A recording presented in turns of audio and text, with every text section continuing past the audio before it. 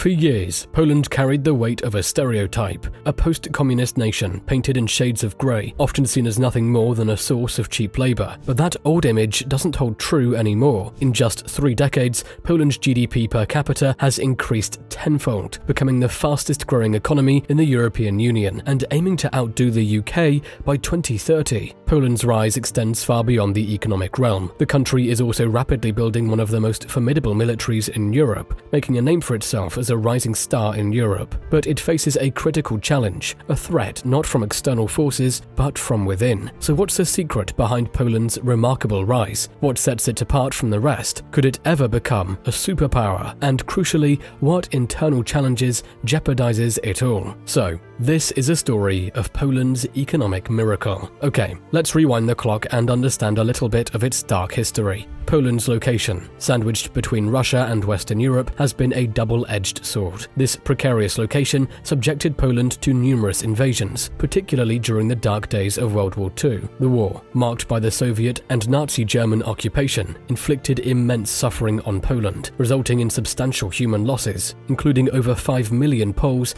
and 3 million Polish Jews. After the war, Poland gets pulled into the Soviet Union. Stalin kicks out anyone who's not on Team Communist, and the country gets a new name, the Polish People's Republic. By the war's end, Poland's economy lays in ruins, further exacerbated under Soviet influence. Fast forward to 1999, the communists are out, but the economy's still a mess. In 1990, Poland's income per person was only 1/10 of its Western European neighbours, such as the UK and France. However, the narrative shifts dramatically. From the 90s onwards, Poland's money situation improved a lot. By the early 2000s, the GDP per capita hit around $5,000. Then in 2004, they joined the European Union. And whoosh, the economy took off like a rocket. In 2008, just before a big financial crisis, Poland's income per person shot up to $14,000. And fast forward to today, it's around $19,000. That's 10 times more than it was in 1990. Poland has emerged as a standout success story, shifting gears from a centrally planned economic model to a flourishing market system and democracy. They changed from a planned economy to a thriving market and democracy. Look at Ukraine, it's different. Back in the 1990s, Poland and Ukraine shared similar GDP per capita figures, but fast forward to 2020, just before Putin's invasion of Ukraine, and Poland's GDP per capita had soared to more than triple that of its neighbour. What makes Poland's economic journey even more intriguing is its ability to weather storms. Take 2020 for instance, when the pandemic hit. Poland's unemployment rate, already impressively low in the EU,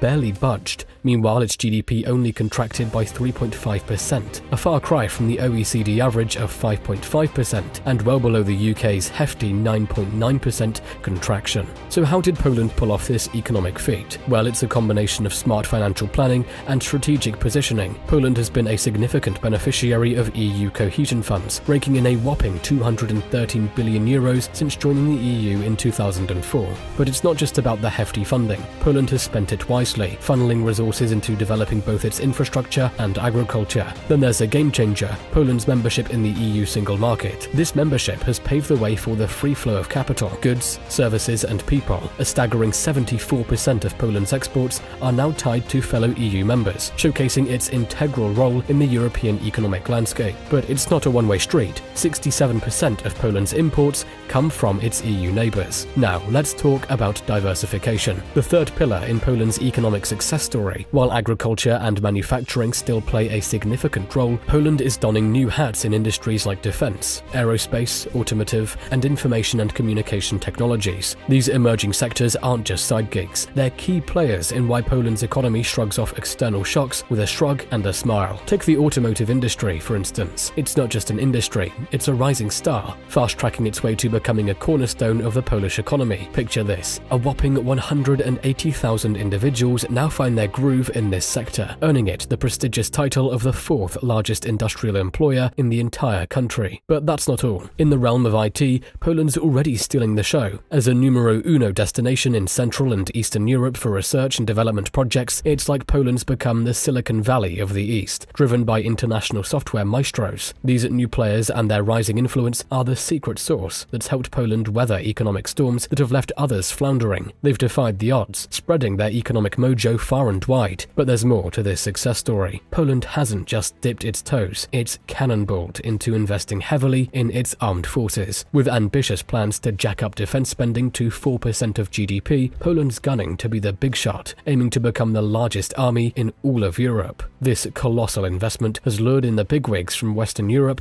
and North America. With aerospace giants setting up shop in Poland, there's even a part of the country now dubbed Aviation Valley, a testament to the sky-high aspirations and achievements. Now, with these 4 jaw-dropping feats in the bag, the question looms: how far can Poland really go? Could it outshine more established EU heavyweights like Portugal or even Spain? The crystal ball remains cloudy, but there are at least 2 beacons of hope. First, there's a highly educated labour force, a force to be reckoned with. In fact, in 2018, Poland rocked the charts, beating even the United Kingdom and Germany in overall scores. This means loads of super smart Polish developers and IT experts, which is awesome for the country's future. Now, reason number 2 for the good vibes is the big bucks flowing in from other countries. In 2019, Poland came in 3rd in Europe for getting cool investments, raking in a whopping $21.8 billion.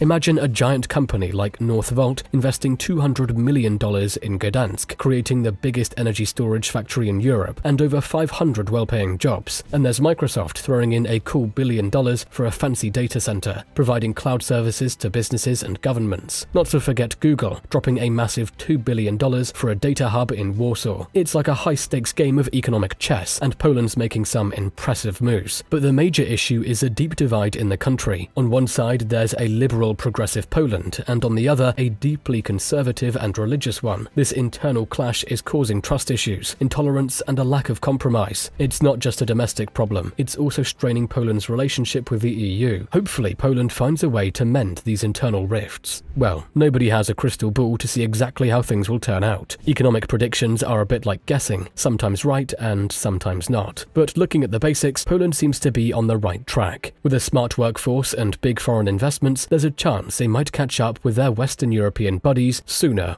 rather than later. Keep an eye on Poland. They might just surprise us all.